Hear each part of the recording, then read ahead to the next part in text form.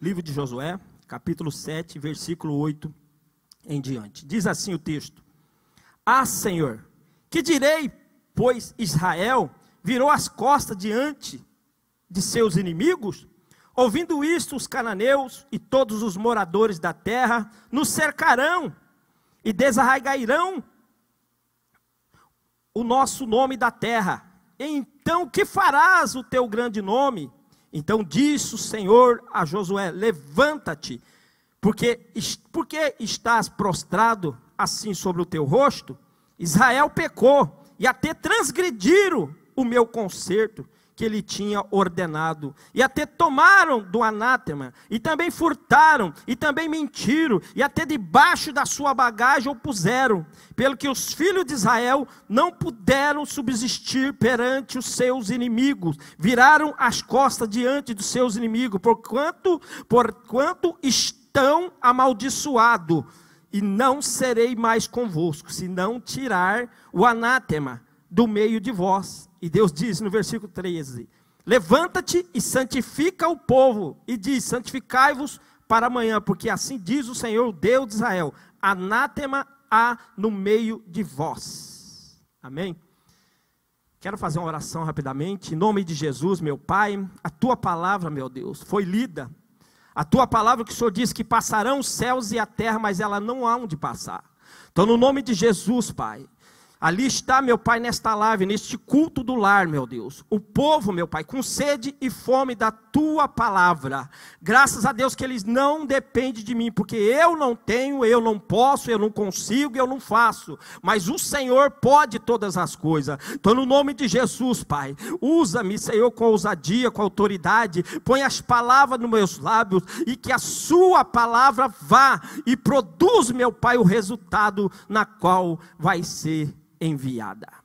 Nós acabamos de ler aqui, irmão, um texto que pode ser um divisor de águas na minha vida e na sua vida, porque de tantas coisas que poderia estar escrito nesse texto, né, e nesta Bíblia, e Deus fez questão de deixar registrado esta palavra.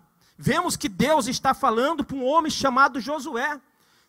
Vemos no texto que Deus está irado com este homem. E quando eu olho para este homem chamado Josué, logo eu lembro de um homem que teve mais intimidade com Deus, chamado Moisés, né? Moisés foi o único homem na Bíblia que Deus fala que falava com ele face a face. Mas daí Deus vem em Josué no capítulo 1 e vai falar para Josué dizendo assim: o meu servo Moisés está morto. E Deus fala ali claramente para Josué, fala assim: levanta-te, põe-te em pé, levanta-te, e passa esse Jordão, tu e o povo de Israel. Deus está falando para Josué se levantar, porque ele estava prostrado. Por que ele estava prostrado? Porque ele estava triste e abatido por causa da morte de Moisés. Mas Deus vem e anima ele, dizendo o quê? Meu servo Moisés está morto. Não é porque Moisés morreu que você também vai morrer. A vida continua. O que eu tinha com Moisés já foi feito. Agora a vida continua com você, Josué. Então ele fala: levanta, passa este Jordão. E Deus ali faz promessa. Deus confirma a promessa que já tinha falado com Moisés.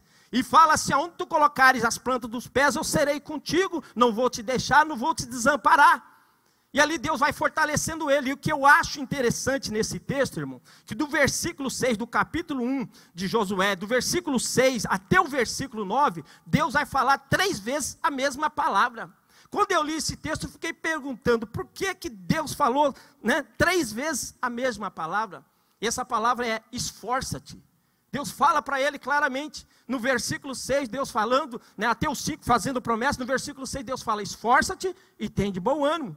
No versículo 8, Deus usa a mesma palavra, e lá no versículo 9, Deus fala novamente: então somente esforça-te e tem de bom ânimo. Logo eu entendo, irmão, que Deus tem promessa nas nossas vidas, mas nós precisamos fazer a nossa parte.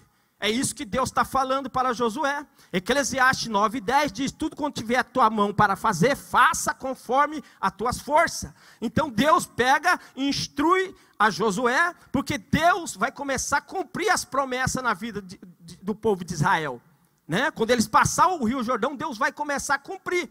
Só que no capítulo 1 e no versículo 8, Deus vai dar a receita para Josué, dizendo no versículo 8, Josué capítulo 1 e versículo 8, Deus vai falar assim, ó: não aparta da sua boca o livro desta lei, medita nela dia e noite, e tenhas cuidado de fazer tudo quanto nela está escrito, então farás prosperar o teu caminho e serás bem-sucedido.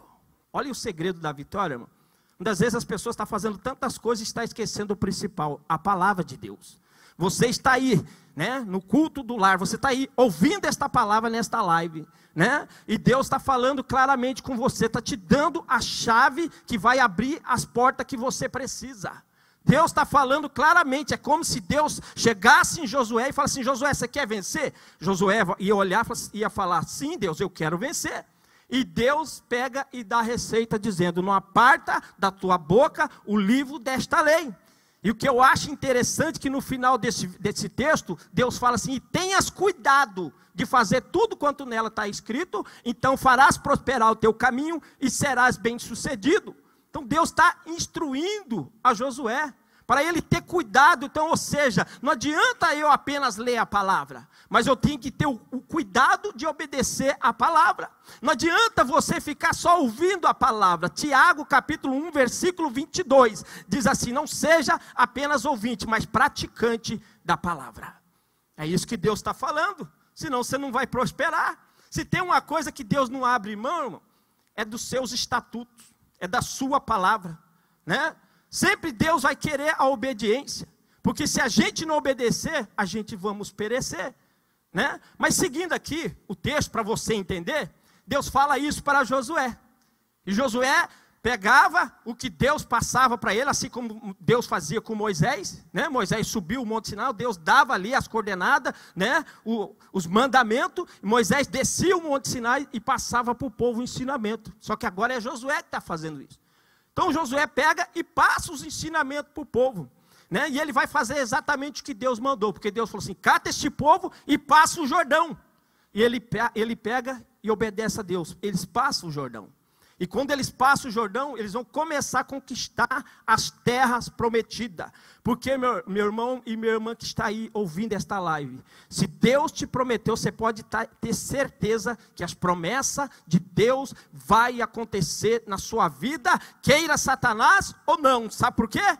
Porque Números 23, 19 diz que Deus não é homem para que minta, e nem filho do homem para que se arrependa. Né? Só tem um que pode impedir a bênção: eu e você. Sabe o quê? Fazendo o quê? Desobedecendo a palavra de Deus. Só eu e você que pode barrar as bênçãos de Deus nas nossas vidas, desobedecendo a palavra de Deus. Porque o profeta Samuel, ele repreende o rei Saul. Saul vai e faz as coisas, né, pela metade. Porque Deus usa o profeta Samuel, fala assim, ó, fala para ele fazer desta forma. Ele vai lá e faz as coisas pela metade. E o que eu entendo? A obediência pela metade, para Deus, é desobediência por completo. Aí o que o profeta Samuel vai falar em 1 Samuel 15, 22? Ele vai falar assim: melhor é obedecer do que sacrificar. Muitas vezes nós estamos sacrificando e estamos esquecendo o principal, que é a obediência à palavra de Deus. Provérbios 21 e versículo 3 diz assim: faça o que é direito e justo, pois isto agrada mais a Deus do que oferecer sacrifício. Então a obediência é tudo, irmão. Precisamos obedecer, e Josué está debaixo da obediência até o momento. Atravessou o Rio Jordão, né? A Bíblia fala que quando eles atravessam o Rio Jordão, eles vão acampar num lugar chamado Gilgal. Aí eles acampam e Deus começa a falar com ele, dá as coordenadas, né, para eles poder vencer a cidade de Jericó. E ali Deus dá a estratégia, eles pegam espias e manda os espias lá espiar lá como é que era a cidade de Jericó.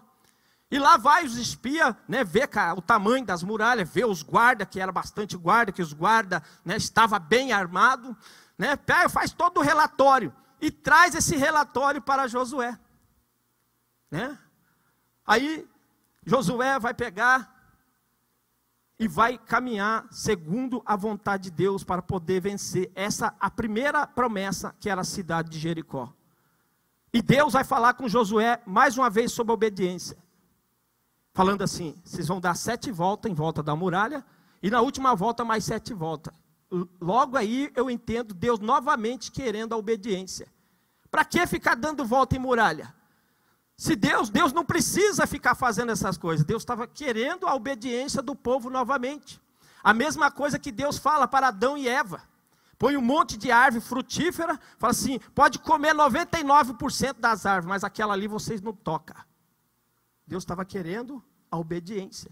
Então, mais uma vez, Deus falando e ensinando o povo a obedecer à direção de Deus. Né? Aquela nuvem que guiava o povo, a nuvem parava, o povo parava. A nuvem seguia, o povo seguia. Deus querendo, né, ensinar eles que eles tinham que obedecer a Deus. Porque os caminhos de Deus, os pensamentos de Deus são melhores do que o meu, do que o seu. Provérbio 22, 3 diz assim que há caminho para o homem que parece ser direito, mas são caminhos, né, de morte. Então, nós precisamos obedecer a Deus se você quiser ser abençoado. E Josué vai fazer isso. E eles vão conquistar a cidade de Jericó, irmão, cercada de muralhas. Diz que as muralhas eram muito altas e muito largas. Tão largas, tão grossas as muralhas, que eles construíam casa em cima destas muralhas. Que carros de guerra andava por cima dessas muralhas. Né? Aí eu fico pensando, quantos outros exércitos que tentaram, né, invadir Jericó e não conseguiram. Quantos exércitos tentaram conquistar a destemível, né, Jericó, a indestrutível, a imbatível Jericó, e nenhum deles conseguiram. Mas agora eu digo que o povo de Deus vai conseguir, sabe por quê? Porque Deus está no meio do povo. Que eu entendo, se Deus está com você, você vai prevalecer.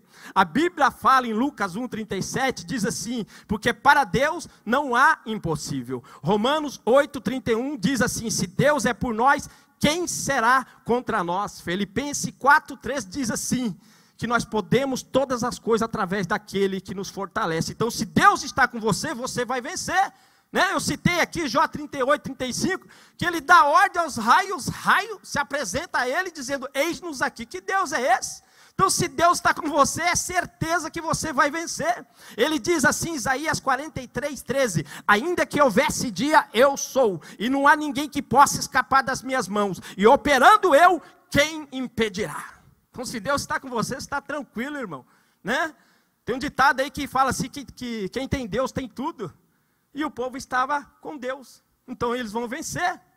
Né? Então eles vão prevalecer. Deus pega, Jesus fala assim para os discípulos, entra no barco e passa para o outro lado da margem. E os discípulos obedecem e faz o que Deus mandou, o que Jesus mandou. O que eu entendo?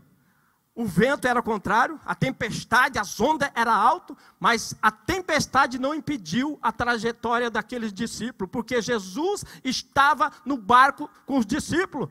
Né? Uma das tempestades mostra que Jesus vem por cima das águas. Os discípulos estavam apavorados. E qual que era o problema dos discípulos? As ondas. E Jesus vem por cima das ondas mostrando o quê? Eu sou maior do que o seu problema. Né? Então, se tem Deus, você vai vencer. E foi isso que vai acontecer com o povo de Israel, comandado por um homem chamado Josué. Eles vão vencer, e eles vencem, eles vão e conquistam a cidade de Jericó. Só que Deus tinha falado algo antes para eles, dizendo assim, não pega nada que tiver dentro daquela cidade. Deus deu uma ordem para eles. Pode ver que as outras terras, depois que eles vão conquistar lá na frente, Deus vai deixar eles pegar todos os despojos, todas as coisas que eles precisarem, Deus vai deixar eles pegar. Mas nesta primeira aqui, Deus já está falando para eles, não pega. E eles vão conquistar a cidade de Jericó.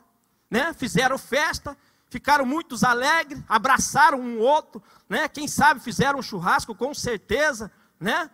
Ficaram muito contentes, ficaram muito regozijantes, né? Muito alegres, porque Deus tinha dado uma grande vitória para eles. Só que agora, eles vão conquistar outras terras. Né? Creio eu que eles catalistas falam assim, vamos ver qual que é a próxima a terra que a gente vamos conquistar. Aí olhou e falou assim, é a cidade de Ai. É a cidade de Ai desta vez, Josué. Aí então vamos fazer da mesma forma que nós fizemos com Jericó. né? Nós mandou os espias, agora nós vamos fazer da mesma forma. Deu certo, Deus nos deu a vitória e com certeza nós vamos vencer novamente. E pega os espias e manda os espias. E os espias vão lá e olha lá, vê que não tinha muito guardas, muitos soldados, que não tinha muralha, né? Que as armas que eles tinham não eram umas armas tão letais. Faz o relatório e traz o relatório para Josué. E ele vai dizer aqui, que eu vou ler o texto para vocês. E voltaram a Josué e disseram-lhe: não suba todo este povo, suba alguns, 2.000, 3.000 homens, a ferir a cidade de Ai. Não fadigueis ali todo este povo, porque poucos são, olha lá, poucos são os inimigos. Olha só, eles se depararam, porque eles tinham acabado de vencer uma grande vitória, né? Teve uma grande vitória que foi a cidade de Jericó. Ninguém tinha vencido e eles venceram. E todas as nações ficou sabendo disso. E agora eles estão se deparando com algo menor. De uma tal forma que eles estão falando assim: não, isso aí vai ser fácil para nós. Não, Josué, não precisa descer todo o exército lá. Para que cansar todo o povo? Vamos descer aí uns 2.000, 3.000 e vai ser o suficiente para a gente resolver. Vai ser fácil. E assim eles fazem. E eles vão. E chegam lá, a Bíblia fala, irmão, que eles foram afugentados. Ou seja, eles saíram correndo. Olha que vergonha. Sair correndo é uma vergonha. Porque eu lembro, irmão, eu nunca fui de briga, mas eu lembro de pessoas que iam lá para brigar com a pessoa, ele ia com toda a confiança que ia vencer. Não, vou quebrar aquele cara, vou fazer isso, e ia. Chegava lá, a hora que o caldo começava a engrossar para o lado dele, ele via que não era da forma que ele pensava, saía correndo. Olha que vergonha, sair correndo. Olha só que vergonha, e as pessoas que estavam ali vendo aquelas lutas, ficavam dando risada. Porque é uma vergonha você sair correndo, só você vai brigar com o cara, achando que vai ganhar do cara, chega lá, toma umas 2 bolachas, já sai correndo, né? Foi isso que aconteceu. Olha lá. E assim subiram lá o povo, alguns 3.000 homens, os quais fugiram diante dos homens de Ai. Sabe o que o texto está falando? Eles foram envergonhados. Muitos deles ali foram mortos e saíram correndo. E chegam a Josué e falam o que aconteceu. Aí eu entro no texto que nós lemos, irmão. Josué, quando ele recebe a notícia, olha o que Josué vai fazer. Ouvindo isso, os cananeus, olha lá. Não, ele diz aqui: ah, Senhor, que direi, pois, a Israel? Né? Virou as costas diante dos seus inimigos. Quanto isso, os cananeus e todos os moradores da terra nos cercaram e desarraigaram o nosso nome da terra. Então, que farás ao teu grande nome? Então disse o Senhor a Josué: levanta-te, porque está prostrado assim sobre o teu rosto. Israel pecou e até transgrediram o meu concerto que ele tinha ordenado, e até tomaram do anátema, e também furtaram, e também mentiram, e até debaixo da sua bagagem o puseram, pelo que os filhos de Israel não puderam subsistir perante os seus inimigos, e viraram as costas diante dos seus inimigos, porquanto estão amaldiçoados, e não serei mais convosco, se não tirar o anátema do meio de vós. Essa palavra é muito forte, irmão. E Deus está falando comigo e com você. Talvez você está ouvindo essa palavra e você está se enquadrando nesta palavra, porque você teve muitas vitórias, você venceu muitas Jericó, e agora, por esse tempo, você se deparou com a cidade de Ai, ou seja, você se deparou com um problema que para você era pequeno, né? Para você, quando você olhou, você falou assim: vai ser fácil para mim resolver isso, e tem passado meses e meses, e você não consegue vencer. Sabe por quê? Porque pode estar aí instalado na sua vida, pode estar instalado na sua casa um anátema. E assim como Deus falou com ele, está falando comigo e com você. E é muito forte, porque Deus está falando assim, ó: porquanto estão amaldiçoados, e não serei mais convosco. Eu diz aqui que quem tem Deus vence fácil. Agora imagine se Deus não está com você, como você vai vencer? E Deus está falando ali no texto que não vai prevalecer, enquanto Israel não tirar o anátema. Ou seja, enquanto eu e você não tirar o impedimento. Não é Deus que vai tirar, é eu e você que temos que tirar. E diz aqui o texto, olha o que diz aqui. Aí, o que acontece? Deus revela para Josué. Deus vai revelar. Pode ver que ele está orando, e Deus fala assim, levanta. Muitas vezes não precisa, Deus não quer que a gente ore, Deus quer que a gente tome atitudes. Deus vai revelar para ele, pode ver que Deus fala assim, levanta. Ou seja, não vai adiantar orar. Porque eu fico pensando, se Josué ficasse orando constantemente, dias e mais dias, não ia adiantar. Isso me faz lembrar de Ezequiel capítulo 2, Deus fala assim, põe-te em pé e falarei contigo. Isso me faz lembrar de 1 Samuel capítulo 30, que diz que os amalequitas deram com ímpeto, né? Que os amalequitas invadiram uma cidade chamada Ziclag, né? E roubaram tudo que tinha lá de Davi e os seus 600 homens, levaram as suas famílias cativas. E quando eles chegam e se deparam com aquela situação, diz que eles entraram em pranto e começaram a chorar. Mas Davi entende que ficar só chorando não adianta. E o que ele faz? Ele se levanta e chama o sacerdote Abiatar. Vamos consultar a Deus. Aí ali as coisas começam a acontecer. É o que Deus está falando para mim e para você. Nós precisamos tomar decisões. Você precisa fazer uma autoanálise da sua vida. Porque olha aqui o que diz. Deus vai falar assim, Israel pecou. E até transgrediram. Né? E Deus falou, eu não vou ser mais com vocês enquanto vocês não consertarem esse erro. Deus está falando isso porque Deus quer nos abençoar, irmão. Deus quer abrir a porta que você precisa. Deus quer fazer o sobrenatural acontecer na sua vida. Deus quer cumprir as promessas que Ele falou para você. Porque Deus está falando para o povo aqui de Israel, vocês venceram Jericó, mas a partir de hoje vocês não vão vencer mais. E eu fico pensando, meu irmão e minhas irmãs, se Deus está falando para este homem que é mais santo do que eu e do que você, um homem que conhecia mais a Escritura do que eu e do que você, um homem que tinha mais intimidade do que eu e do que você, Deus está falando para ele, e você acha que Deus não ia falar para mim e para você? Deus não poupou nem os anjos no céu? Deus falou para um homem que teve mais intimidade que eu disse aqui, chamado Moisés, você não vai entrar em Canaã, e realmente ele não entrou, por mais que ele orasse. Toda vez que ele orava, Deus respondia à oração dele.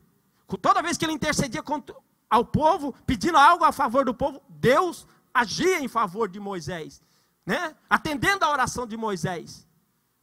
Mas quando Moisés pede para entrar em Canaã, porque Deus já tinha falado que ele não ia entrar.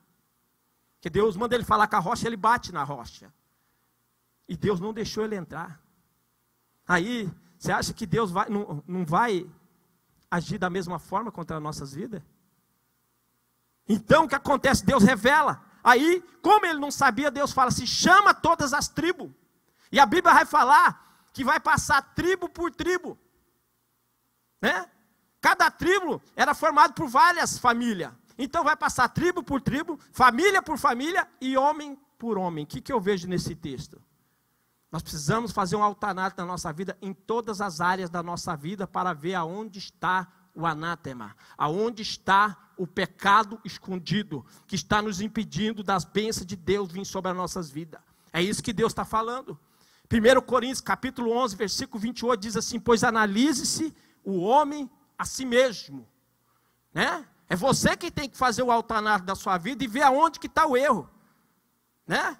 Pois analise-se o homem a si mesmo. É você que tem que fazer esse autoanálise. 2 Coríntios, diz assim no capítulo 5, diz assim, examinai-vos a vós mesmos se permaneceis na fé. Ó, examinais a vós mesmos se permaneceis na fé. Se Jesus está convosco ou se já foram reprovados. Então nós precisamos fazer uma autoanálise. Você está aí e Deus está falando com você porque Ele quer abrir a porta para você. Ele quer abrir uma porta assim, ó, desse tamanho aqui para você. Ele tem o poder, Ele criou todas as coisas dizendo, haja luz e houve luz. Haja firmamento e houve afirmamento. Então Deus quer abrir a porta, mas eu e você precisa tirar o anátema do meio de nós. Você precisa fazer esse autoanálise. Porque aqui foi isso que aconteceu. Passou, né, família por família, e quando cai na família de Zabdi, Quando cai, né, na tribo de Judá, vai passando homem por homem, a hora que cai em Acã, Deus fala, este é o culpado. Porque Acã, o que aconteceu? Deus falou que não era para pegar nada. E ele pegou as escondidas. Pegou lá uma barra de ouro, uma capa da Babilônia, e escondeu na sua casa, no seu acampamento. Olha só, irmão, a desobediência deste homem, né? Catar algo que não é dele, que não era para ele pegar, e levou para dentro da casa dele. O que eu entendo?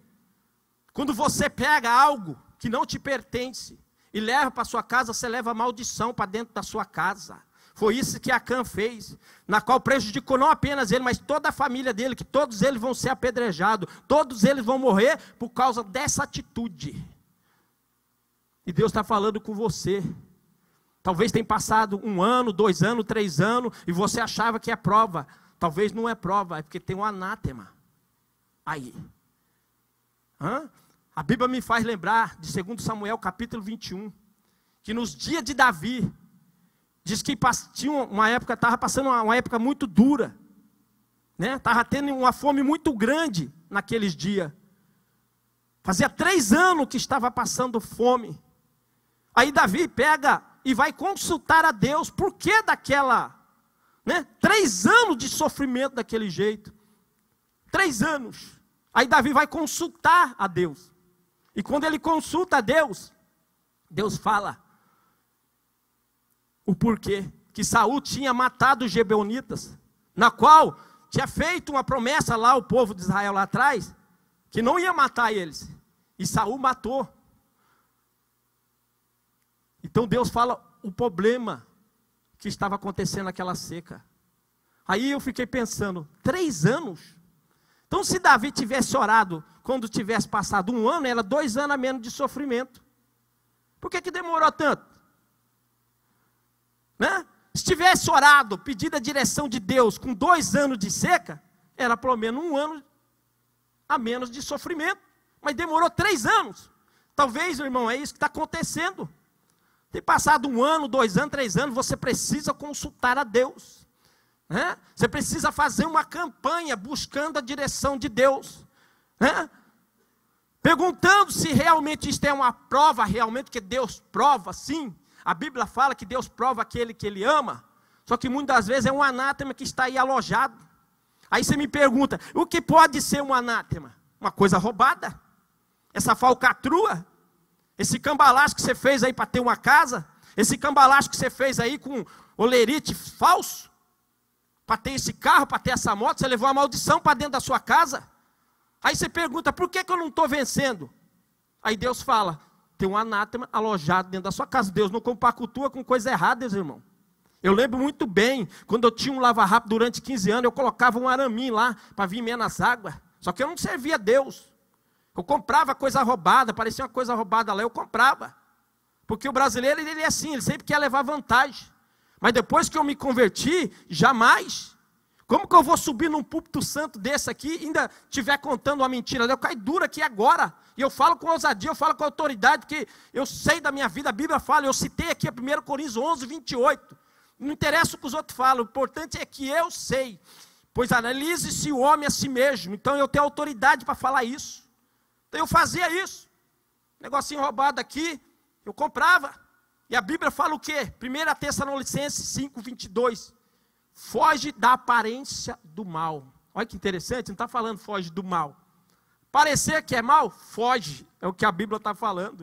O cara vem com a televisão custa 3 mil reais. O cara chega vendendo por 500 reais. Isso aí não está parecendo que é mal? Então foge. Aí você compra e leva para dentro da sua casa. Você levou a maldição para dentro da sua casa. Aí você fica perguntando, por que eu não venço?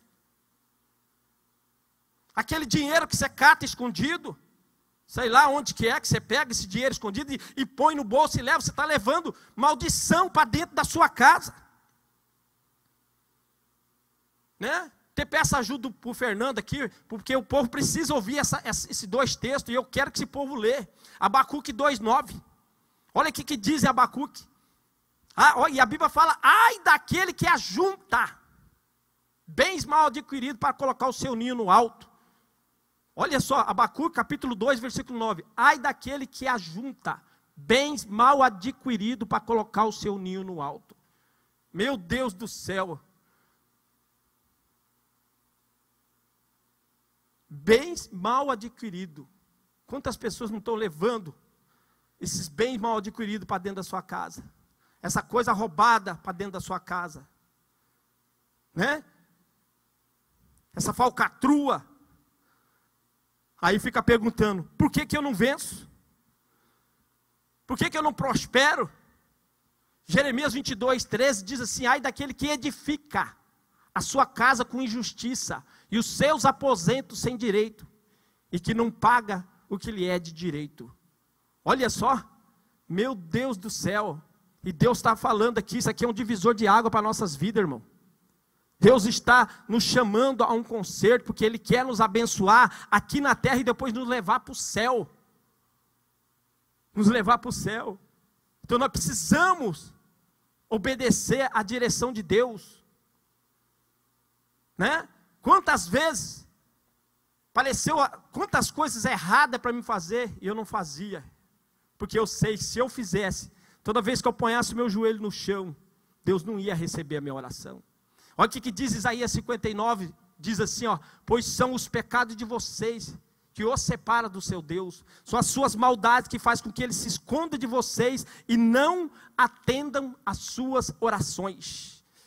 Como que eu poderei fazer isso e depois orar? Deus não vai receber a minha oração, Deus não vai atender a minha oração. Então Deus está chamando eu e você aqui nesta noite.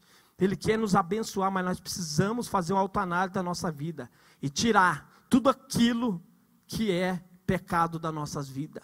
Talvez o anátema, né, é aquele site pornográfico que você sempre entra. Isso aí traz maldição para dentro da sua casa. Talvez o anátema é esta raiz da amargura dentro do seu coração que você não perdoa. Isso aí também traz uma maldição para a sua casa, né? Eu recebi quando eu estava lá em Londrina, algumas notas de 50, de 20 reais, porque na correria ali, o dia a dia, naquela sorveteria, entrou, não sei quem foi que pegou aquelas notas, umas notas muito, muito, sabe assim, você olha e você não consegue, né, diferenciar de uma nota verdadeira. E eu catei aquela nota, mas jamais eu passei essa nota para frente. Quantas pessoas eu mostrava essa nota, ele queria essa nota, mas como que eu vou dar essa nota para ele passar para frente? Eu fiquei com prejuízo, mas eu não ia passar para frente, jamais, de maneira alguma. Então, as maldições podem estar instaladas na sua vida por causa disso. Eu deixo essa palavra no seu coração, e Deus está trazendo aqui mais uma palavra sobre maldição. Malaquias capítulo 3, versículo 8 e 9. Malaquias capítulo 3, versículo 8 e 9. E eu vou finalizar. Eu vou ler o texto e vou finalizar esta mensagem. Malaquias capítulo 3, versículo 8 e 9 diz assim, ó. Eu vou ler aqui para os irmãos. Malaquias capítulo 3, versículo 8 diz assim: roubará o homem a Deus? Todavia vos me roubais e dizei: em que te roubamos? Aí Deus diz: nos dízimos e nas ofertas alçadas. No versículo 9, olha o que diz: com maldição sois amaldiçoado, porque me roubais a mim, vós e toda nação. Olha o que Deus está falando aqui. Com maldição sois amaldiçoado. Foi o que aconteceu com o povo de Israel. Deus está falando: vocês estão amaldiçoados. O que eu vejo? Quando eu não sou fiel a Deus, a maldição se instala na minha vida, né? Até porque Deus diz aqui no versículo 10, né, de Malaquias, Ele vai dizer assim, ó: trazei todos os dízimos à casa do tesouro, para que haja mantimento na minha casa, e depois fazei prova de mim, diz o Senhor dos exércitos, senão vos abrirei a janela do céu, e derramar sobre vós uma bênção tal, que dela vos advenha a maior abastança. E por causa de vós repreenderei o devorador, para que não consuma o fruto da terra, e a vide do campo, e não vos será estéril, diz o Senhor dos exércitos. Então, o dízimo também pode estar provocando uma maldição na sua casa. quando você não dizima, quando você não oferta, quando você pega um voto, você faz um compromisso, você não cumpre, você está amaldiçoado, e não é palavra minha, mas foi a palavra que nós lemos. Vós sois amaldiçoados. Principalmente nesta época, irmão. É agora que você tem que lançar o seu pão sobre as águas. É agora que você tem que mostrar a sua fidelidade a Deus. E eu não posso ser hipócrita e ficar falando aqui e não dizimar. Eu não posso falar, né, sobre oferta aqui, sendo que eu não oferto. Porque seria hipocrisia da minha parte. Então eu tenho que pregar aquilo que eu vivo. E eu não posso falar nada de mim, mas tudo que é falado é através da Escritura. Através da palavra que Deus diz. Em Mateus 24 e versículo 35, passarão os céus e a terra, mas as minhas palavras não hão de passar. Né? Lucas 16, versículo 17, diz assim: é mais fácil passar os céus e a terra do que cair um tio da palavra. Então nós precisamos, a igreja precisa. Como que o homem de Deus vai pagar as contas? Como que o homem de Deus, né, vai cumprir os seus compromissos? Tem despesa e nós precisamos honrar. Isso aí foi, Deus deixou para a igreja fazer isso. E nós precisamos dizimar e ofertar na casa de Deus, e Deus diz que Ele vai repreender o devorador. E talvez você tenha sido infiel nesta área, assim como eu citei várias áreas, assim como tem várias outras coisas que pode estar sendo um impedimento na sua vida. Talvez você dá mesmo o dízimo aqui, né? Mas você precisa fazer uma autoanálise para ver aonde está o anátema. Então eu deixo essa palavra no seu coração, na qual eu disse aqui, pode ser um divisor, está sendo um divisor na minha vida e na sua vida. Porque talvez você fale, por que eu não estou vencendo? Eu já venci, tive tantas vitórias grandes, quantas Jericós eu já derrotei, quantas vitórias já conquistei, e agora eu não estou conquistando mais. Porque pode ter um anátema aí alojado. Quero fazer um apelo, eu finalizo a mensagem. Essa mensagem que Deus colocou no meu coração, né? Aqui, como eu disse, é um divisor de água para a minha vida e para a tua vida. Se você ouvir a direção de Deus, as portas vão se abrir. Deuteronômio capítulo 30, versículo 19. Moisés chama o povo e fala, ó, os céus e a terra são como testemunho diante de vocês. Eu coloco diante de vocês a bênção e a maldição, a vida e a morte. E Moisés pega e fala, eu lhe proponho que escolha a vida e viva. Né? Mas aqui tem um livre-arbítrio, é você que tem que escolher, ou obedecer a Deus, ou não. Porque Deus quer mudar a sua história. A partir do momento que você fazer isso, você vai ver o sobrenatural de Deus acontecer na sua vida. Você vai ver o haja de Deus acontecer na sua vida. Deus criou todas as coisas dizendo só haja. Só imagina o que Deus não pode fazer na sua vida com apenas uma palavra. Deus muda toda a sua história. E depois de Deus te abençoar aqui, Ele quer te levar para o reino de Deus. Pessoas amaldiçoadas não entram no reino de Deus. Então fico com esta palavra em nome de Jesus. E você que está aí, que Deus colocou você aí, ó. Você que está aí assistindo essa live, talvez você nem sabe o porquê que você está aí. Porque foi Deus que colocou você aí. E Deus está te chamando você. Amanhã pode ser tarde demais. Não esqueça que você é um ser humano mortal. Eclesiastes 9,4 diz que enquanto há vida, há esperança. Ainda você está vivo. Há uma esperança para você. Isaías 55, verso 6 diz assim, buscai enquanto se pode achar, invocai enquanto está perto. Você só pode buscar, só pode invocar aquele que está vivo. Você está vivo. Aquele que partiu não tem mais jeito, irmão. Não existe arrependimento depois da morte. Hebreus 9, 27 diz assim, está ordenado ao homem morrer uma só vez, vindo depois disto o juízo. Né? Não vem uma outra oportunidade, o juízo, prestação de contas. Né? Então Deus está te chamando hoje. Deus te chama hoje, amanhã ninguém sabe, irmão. É hoje que Ele te chama.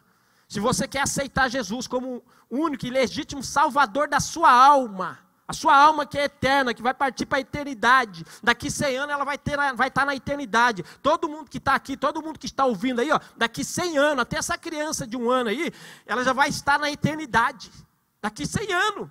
Daí eu te pergunto, em qual lugar da eternidade? Céu ou inferno? Ou melhor dizendo, Nova Jerusalém de Apocalipse 21? Ou Lago de Fogo de Apocalipse capítulo 20? Deus te chama. Ah, mas essa palavra é dura, mas são palavras que libertam, irmão. É palavra que nos liberta, que nos desperta para a vida. Assim como Deus disse, né, para Israel: desperta, ó Israel. É isso que Deus falou para Israel acordar.